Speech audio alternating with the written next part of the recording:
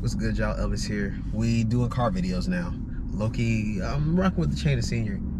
I feel like less like I'm on camera when I'm just sitting in my car chilling, talking my shit. Something I've been thinking about a lot lately. It's true for me, but it's probably true for y'all because I'm assuming you're human. My bad. I don't want to assume your species or nothing. But yeah, like, my problems as well as your problems do not matter.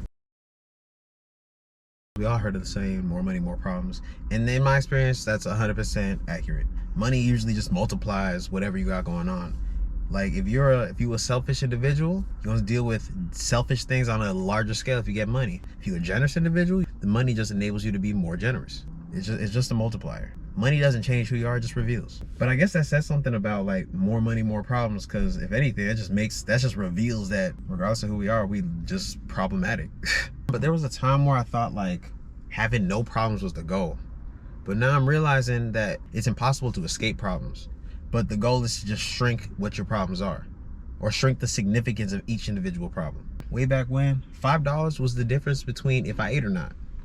Now I'm blessed to say it's gonna take a lot more than $5 to be the difference between me doing something important or not. Now I'm blessed to say $5 won't break my pockets anymore. Well, honestly, once you're out of operating survival or like that, I guess I'm still in the rat race, but you get what I'm saying. Like I don't have to work as physically hard as I did before, but to move forward, I still have to move smarter than I was before. But that feeling I got when I only had $5 in my pocket, that feeling still stays with me.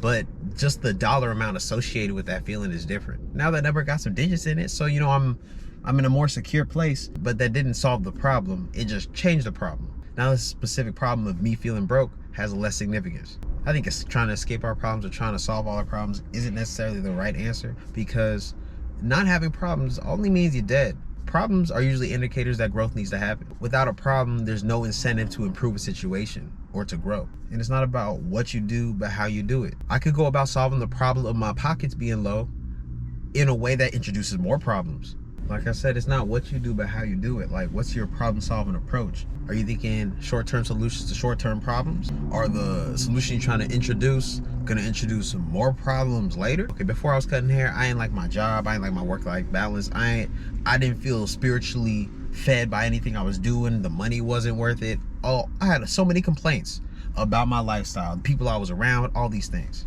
There's a million different solutions I could have applied. Before I was really concerned about money or the environment I was in, the people I was around, my biggest problem was loving what I did. Like, even though I grew up poor, I understood that at a certain point, the money I get is just numbers. You know, it's like, it's all about what I do with it rather than the amount I get. It's more about my personal satisfaction than the number I'm getting at a certain point. So I knew money was a hurdle I had to jump over at some point, but the biggest immediate problem for me was having a passion for what I was doing, it feeding me spiritually.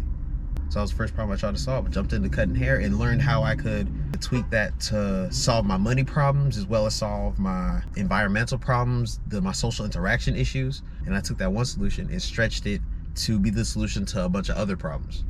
If it wasn't cutting hair, it might have been poetry. It might have been painting. And I know my work-life balance would be different in all those different things, but my approach would have been the same, where I would have solved my biggest problem and then worked on the smaller problems that branched out from that.